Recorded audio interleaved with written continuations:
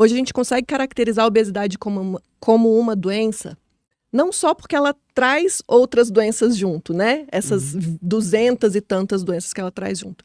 Ela é uma doença por si só. Simplesmente ter obesidade diminui tempo de vida, diminui qualidade de vida, diminui expectativa né? de vida mesmo, né?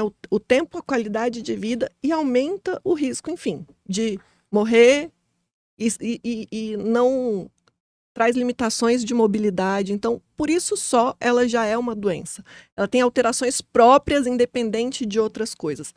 Tem alteração realmente de exames, de marcadores inflamatórios, da comunicação com o cérebro. Cada vez mais a gente tem visto, né, inflamação no hipotálamo, que é um centro que controla fome, saciedade, como controla também respiração e batimentos cardíacos, temperatura, coisas fundamentais para a vida. Então, a obesidade por si só é uma doença e, além disso, ela traz tantas outras doenças. E o que a gente, dentro da nossa área, né, Marcela, assim, quantas alterações também que a gente percebe uma correlação entre a obesidade e algumas questões relacionadas a quadros psiquiátricos dentro desse processo também, né? Isso é super importante. Bem evidente. Hoje em dia nem se sabe se é a obesidade que aumenta a chance de depressão ou se é a depressão que aumenta a chance de desenvolver a doença, né? Então, eu acho que as duas coisas acontecem, com certeza, né? Depressão, ansiedade, transtornos alimentares de maneira geral. Sim. Né? Então, a compulsão alimentar, por exemplo, que está super, né, em alta por conta do filme A Baleia, tem sim uma correlação com a obesidade, mas não é uma relação de causa e efeito. Não são todas as pessoas que têm obesidade têm compulsão e nem todas as pessoas que têm compulsão têm obesidade. Perfeito. Mas sim, elas, uma piora a outra, uma pode levar a outra num ciclo vicioso. Então isso acontece com todas as outras doenças, né? Aí vem uma pergunta, assim, que eu acho que é básica, né? Então, você tem uma pessoa que convive com obesidade, que tem essas doenças, e você fala assim, poxa, essa pessoa é candidata, por que ela tem que operar? O que a cirurgia vai trazer de benefício para essa pessoa? Né? O que é cirurgia? Né? Por que ela está divulgada? Por que é um tratamento tão eficaz? A gente já sabe disso, então, assim, por que a cirurgia? Boa Na pergunta. escolha, né? Boa pergunta. As pessoas que primeiro desenharam, né, os primeiros cirurgiões que pensaram na cirurgia bariátrica, eles perceberam que em outras cirurgias do estômago, do intestino, tinha como consequência, às vezes, a perda de peso e, às vezes, a melhora do diabetes. A partir disso, eles começaram a imaginar. Eles observaram, a pessoa que tem obesidade come demais. Então, eu vou diminuir o estômago dela para ver se ela vai comer menos e vai emagrecer. Eu vou desviar um pedaço do intestino para ver se, mesmo ela comendo, a gente diminui a absorção e isso faz ela emagrecer. Eles atiraram no que viram e acertaram no que não viram, né? Por quê? Porque a verdade é que a cirurgia bariátrica acabou funcionando, mesmo que todo o imaginário fosse falso. Hoje a gente sabe que esse negócio de restrição, de desabsorção, tem muito pouco a ver com o resultado da cirurgia bariátrica. Na verdade, a cirurgia bariátrica ela é eficaz, ela funciona porque ela muda toda essa comunicação do intestino com os outros órgãos. O intestino ele é um órgão que tem quase tanta inervação, quase tanta produção de substâncias quanto o próprio cérebro. Então, ele conversa com o cérebro e conversa com os músculos e conversa com a gordura e essa conversa muda depois da cirurgia bariátrica. Sim. Muda como? Antes da cirurgia, a pessoa que tem obesidade, quando o intestino vai mandar uma mensagem para o cérebro, é como se ela estivesse mandando um cartão postal.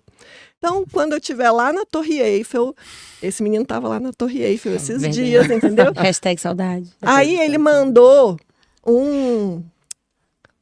como que é aquele negócio? O post, cartão postal. Mandou um cartão postal para mim. Ele voltou e o cartão postal não chegou ainda, acredita? Só que a mensagem do WhatsApp que ele mandou no nosso grupo chegou na hora e a gente já viu e já comentou. Então, como que é a comunicação antes da cirurgia? A comunicação antes da cirurgia é no cartão postal, é no pombo correio, sabe aquela coisa que não dá para confiar? e depois da cirurgia passa a ser eficiente. Então, Passa a ser um WhatsApp? passa a ser o WhatsApp. Olha que interessante isso. Isso eu não... Essa Associação. associação, porque a Cris, ela trouxe muito isso no episódio passado, essa questão exatamente o que você falou, né, da mudança metabólica, hormonal, da comunicação entre o intestino e o cérebro, ela trouxe isso, mas essa sua analogia foi perfeita, nunca tinha pensado assim. Então, assim, os sinais de fome, de saciedade, né, que você tá falando, principalmente. Além disso, tem outros, né, porque a gente nem conhece tudo, mas cada dia descobre uma coisa a mais. A gente achava que a gordura só servia simplesmente para guardar energia. Hoje a gente já sabe que ela produz um mundo de substâncias, um mundo de comunicação, né? Então, a gente ainda está descobrindo muita coisa, mas a gente já tem certeza que as drogas novas que funcionam para a obesidade e a cirurgia bariátrica só funcionam porque conseguem mudar essa comunicação. Então, tudo que é importante para o corpo, ele defende dentro daquela melhor forma. Então, nossa temperatura, nossa pressão, né? A nossa respiração. Todo mundo acha que pode controlar a respiração, mas fica aí. Mais do que 4 minutos sem respirar para ver o que vai acontecer. 4, minha amiga? Oh. Eu tô colocando aqui 4 porque, assim, vai ter algumas pessoas que vão falar. Se eu falar 1 minuto, vai falar, eu consigo. Então, fica 4, né? Porque você vai desmaiar, seu corpo vai assumir. Então, as funções vitais, elas são assumidas pelo corpo. E ele defende com a vida ou a morte. Certo. E o peso é uma dessas funções vitais. A fome é uma dessas funções vitais. Então, o que a gente consegue observar que é o comportamento, ele é comandado por um centro lá no cérebro, que a gente não consegue alterar com a nossa vontade. Mas a gente consegue alterar através dessas mudanças da cirurgia bariátrica e dos remédios novos que estão surgindo. Muito vem decorrente do que estão descobrindo das substâncias a partir das pesquisas com a bariátrica. Ótimo. Entendi. Super interessante, né? Essas coisas. Olha, Técnico, né? Cada convidado que vem aqui gente é uma aprende, aula, é uma né? É aula. uma aula, né? Mesmo trabalhando já na área há um tempo, cada um traz outras... Adorei essa analogia assim, do WhatsApp, muito cartão bom. postal. Muito Top, bom. vou anotar. Anota. E Helena, assim, a gente sabe que existem vários tipos, várias técnicas para cirurgia, né? Hoje, quais são os tipos de técnica que existem e qual é que necessariamente eu vou indicar para um, não vou indicar para outro? O que que diz sobre isso? Tá. Né? O que que me diz, não, você tem que operar dessa, mas não dessa. Enfim. Então, aqui no Brasil, a gente tem aprovado 4 técnicas, tá?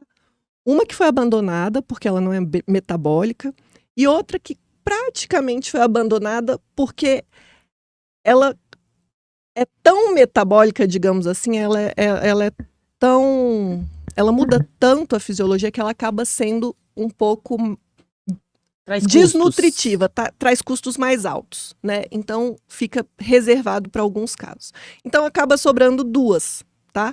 Mas no mundo a gente tem outras e tem outras em pesquisa e tem outras que tem no Brasil como cirurgia experimental e tem outras que estão já quase sendo aprovadas, tá? Mas como a gente tem aqui 2 principais para falar, eu vou focar nelas, senão a gente fica aqui 1 hora falando só de técnica. Gente, você vai depois vir pra falar Você vai de voltar técnica. só de técnica. Vamos combinar. Combinado. Combinado. Então, a que foi abandonada é a banda gástrica, que era um cinto que a gente colocava no estômago e a pessoa comia menos. Ela era mais ou menos equivalente ao que ainda fazem hoje um pouco, que é o balão gástrico. Tem uma restrição, mas não tem uma mudança metabólica, tá? Então, tinha um efeito muito limitado, muito efeito colateral,